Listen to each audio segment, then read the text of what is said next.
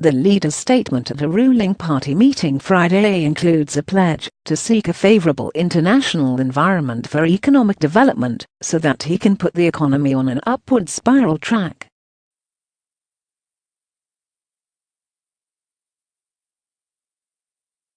That builds on his 2012 vow to ensure that North Koreans would not have to tighten their belts any longer.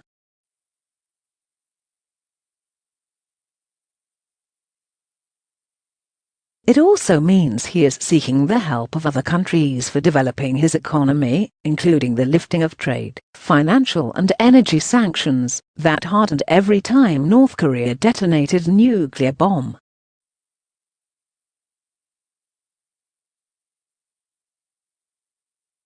Skepticism prevails on whether North Korea could emulate the kind of economic success that South Korea has achieved.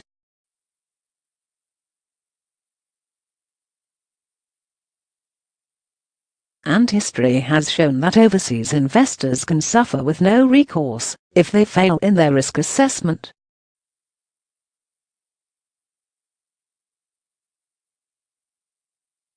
Yet North Korea is viewed as a wild card and frontier market that could offer rewards for the business community because of its central location in a booming region encompassing China, Japan, and South Korea.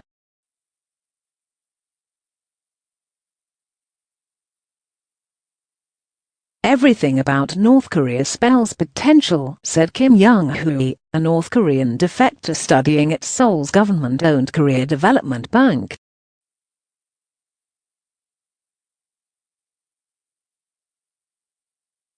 North Korea can be a bridge linking the peninsula to as far as Europe via China.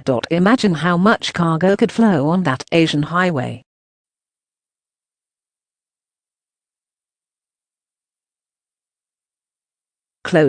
North Korea has struggled to revive its economy since a famine in the mid-1990s, while South Korea has taken off as an economic powerhouse.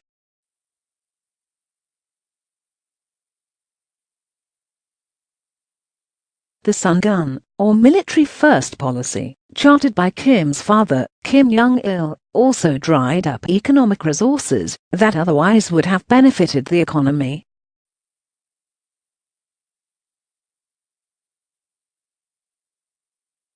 China has been hoarding the rare earths and other minerals North Korea.Estimated to be worth as much as $6 trillion.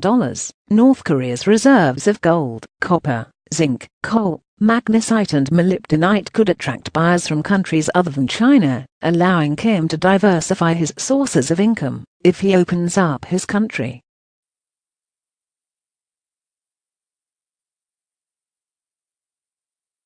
In 2013, Kim executed his uncle, Jang Song Thaek, on charges that included selling precious underground resources for dirt cheap prices.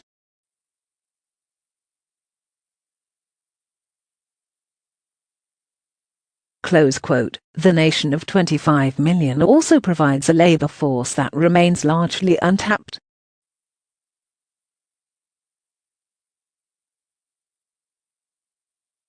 South Korea has shown that a business model combining its capital and know-how with North Korean labor can work when it ran an industrial park in the North Korean border city of Gaeseong.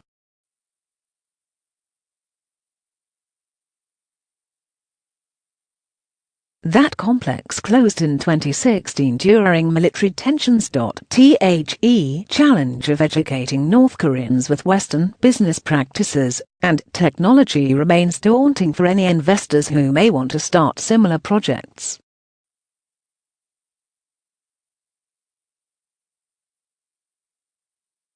North Korea's isolation has essentially rendered South Korea as an island in the world of commerce.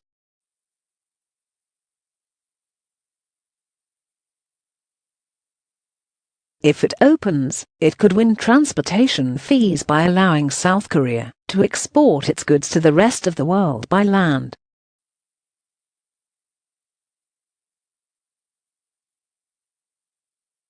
South Korean President Moon Jae-in, set to meet with Kim the next Friday, has already suggested that his country could receive gas supplies from Russia through North Korea, while cargo flows to Europe.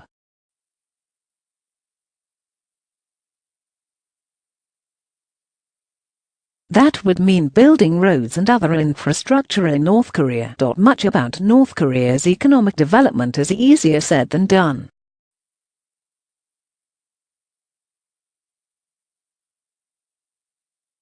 Kim's promise to stop nuclear tests is a far cry from U.S. and South Korean demands that all nuclear programs be rolled back.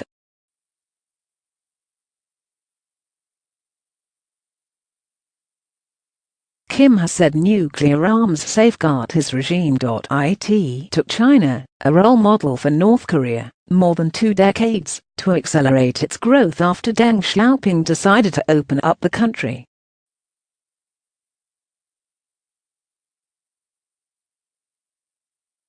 And he didn't have to worry about the survival of his nation.Kim, on the other hand, fears for the lack of a nuclear deterrent, and for a flow of information that could turn his people against him.